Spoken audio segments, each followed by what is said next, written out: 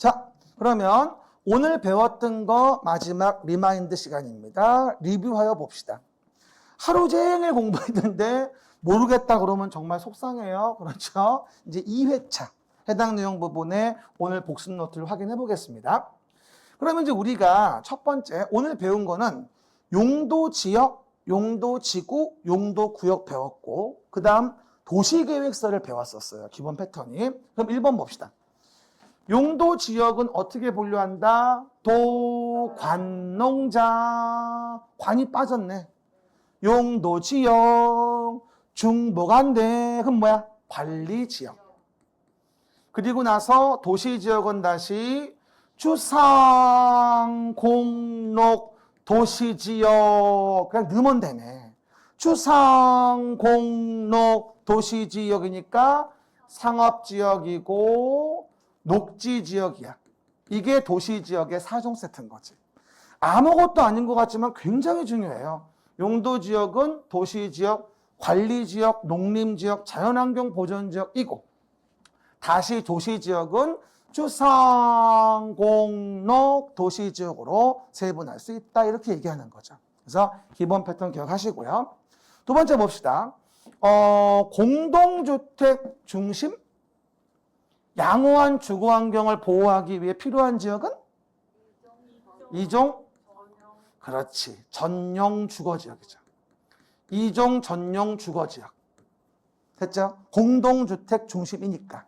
그 다음에 중층주택 중심으로 편리한 주거환경 조성은 뭘까? 이종, 그렇지. 일반 주거지역이야. 이종 일반 주거지역. 결론적으로 전용 주거와 일반 주거에 대한 부분을 제가 구분해 드린 거야. 참 많이 헷갈려요. 공동주택 중심이면 2종 전용, 중층주택 중심이면 2종 일반이에요. 이거 모르면 정말 중증이야.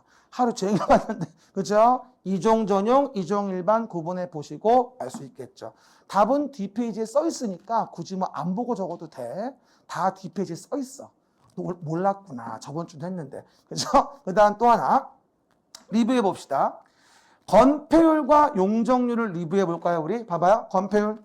대지 면적에 대한 건축 면적의 비율. 용적률. 대지 면적에 대한 연면적의 비율.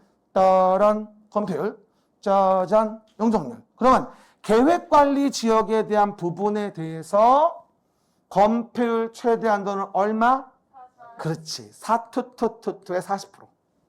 그러면 용적률, 계획관리지역 용적률은 100%. 정말 많이 물어봐요. 그래서 딴 건 못 외워도 처음이지만 계획관리지역에 대한 부분의 건폐 용적률의 기본 정도는 알고 있어야 돼요. 건폐율, 계획관리 40, 용적률은 100%이야. 그렇죠? 나중에 이제 1월 달 되면 조금 업그레이드, 3월 달 되면 확 업그레이드. 그래서 1, 2월 달까지 못 잡아놓으면 3월부터 정신이 한 개도 없어. 난 분명히 얘기를 했어. 11, 12, 1, 2월이 마지막 기회니까 정신 똑똑히 차리고 민법, 공법은 잘 체크해 놔야 됩니다. 아셨죠? 그 얘기. 두 번째 봅시다. 용도 지구는 용도 지역의 제한을 강화, 완화하는 거야. 용도 지구는 용도 지역의 제한을 강화, 완화하는 거고 종류는 취, 재, 진해, 보고에 의하면 경복궁에 화재가 발생했대요. 얼마나 쉬워. 취재진 보고 경복 화재 썼는데 이제부터 모르겠어. 취락지구, 특정 용도 제한지구, 여기는 개발, 그렇지, 지능지구. 그 다음 보호지구, 고도지구, 경관지구, 복합용도지구, 방화지구, 방제지구. 취재진 보고 경복 화재. 시작. 취재진 보고 경복 화재. 용도지구의 총 9종. 또 하나. 그리고 해당 내용 중에 용도지구 중에서 가장 중요한 게 뭐라 했지 내가? 가장 중요한 게 취락지구. 취락지구는 정말 잘 나온다. 그래서 내가 5번에다가 취락지구는 다시 리뷰합니다. 그러면 취락지구 중에서 녹지지역, 관리지역, 농림지역, 자연환경보전지역, 녹반농자에서 취락을 정비하자. 시작. 녹관 농자에서 취락을 정비하는 건 뭘까? 자연 취락지구. 시작. 자연 취락지구. 그리고 개발 제한 구역에서 취락을 정비하는 건 개집. 시작. 개집. 개발 제한 구역이면 집단 취락지구. 정말 중요해. 자연 취락지구와 집단 취락지구의 정의 부분 잘 기억하시고요. 됐죠? 이게 해당 내용 용도 지구를 리뷰한 거고. 그 다음에 용도 지역 지구만으로도 행위 제한이 완성이 안 되면 뭘 정한다?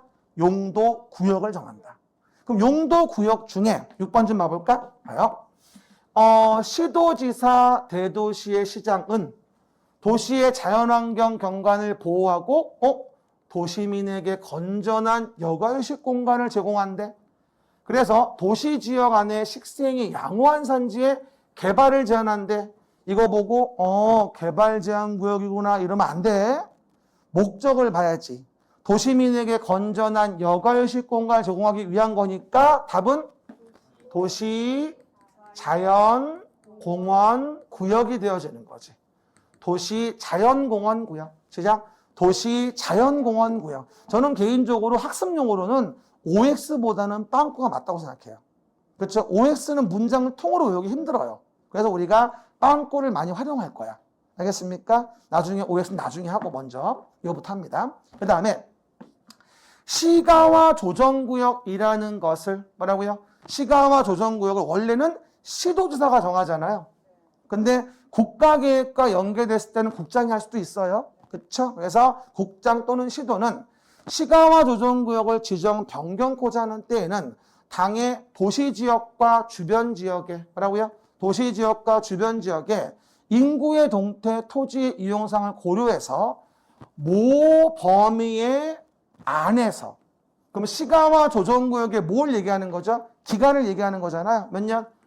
5년 이상 20년 이내 5년 이상 20년의 범위 안에서 도시관리계획으로 뭐다? 시가와 유보기간을 정해야 한다고 하겠죠. 시가와 유보기간 5년 이상 20년 이내. 시작. 시가와 유보기간 5년 이상 20년 이내. 그리고 도시관리계획이라는 것을 결정할 때 개발 제한 구역은 누가 정해요? 국토교통부 장관. 수산자원보호구역은 해양수산부 장관. 그리고 국가계획과 연계된 시가와 조정구역은 국장. 그렇죠? 원칙은 시도지만 국가계획과 연계된 시가와 조정구역은 국장이거든. 그러니까 그 유보기간은 국장이 정할 수도 있고 시도가 정할 수도 있는 거야. 내 말 아시겠죠? 그 얘기 하셨습니다. 그 다음에 내용에서 기반시설과 관련된 부분 중에서 우리 기억나시죠? 유통공급시설 중에서 뭐가 있다? 공동구. 공동구에 대한 부분의 설치 의무는 아까 기억납니까? 도정택, 경공도. 도정택, 경공도의 사업의 시행자가 200만 제곱미터를 초과하는 경우에는 유통공급시설로서 공동구를 설치해줘라. 그럼 도정택의 정은 뭐야? 정비구역, 재개발 재건축하는 거. 도정택 경공도, 공공주택지구. 공공주택지구. 됐습니까? 200만 초과하는 유통공급시설로서 경우 시행자는 공동구를 설치해줘라. 그리고 도시계획시설 사업의 장기 미집행과 관련된 부분에 대해서 도시계획시설에 대한 도시관리계획 결정고시일로부터 몇 년? 매수 청구네? 그러면 열대치고 열대, 지목은 대. 열대치고 매수 청구하면 11번 6월이 2년 매수할지어다. 열대치고 매수 청구하면 6월이 2년 매수할지어다. 한꺼번에 조문에 모아놓은 거야. 읽어볼게요. 도시계획 시설에 대한 도시군관리계획 결정고시일로부터 10년 이내에 그 도시계획 시설의 설치에 관한 도시계획 시설 사업이 시행되지 아니하는 경우는 그 부지로 되어 있는 토지 중 지목이 돼. 근데 여러분 주의할 게 매수 청구할 때 토지만 매수 청구하는 게 아니라 그 토지의 건물, 정착물을 포함해서 매수 청구할 수 있어요. 그 토지만 매수 청구하는 게 아니라 건물, 정착물을 포함해 매수 청구할 수 있습니다. 여러분 하나 팁을 드리면요.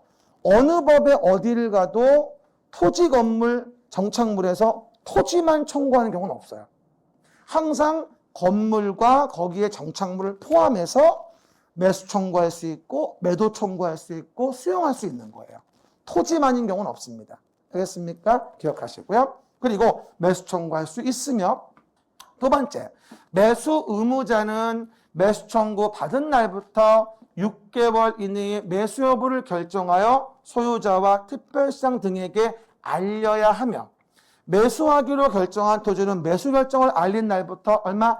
2년 이내에 매수하여야 한다. 즉 장기 미집행 조치로 아주 많이 물어보는 지문인 거예요. 열대 치고 매수 청구하면 6월이 2년 매수할지어다.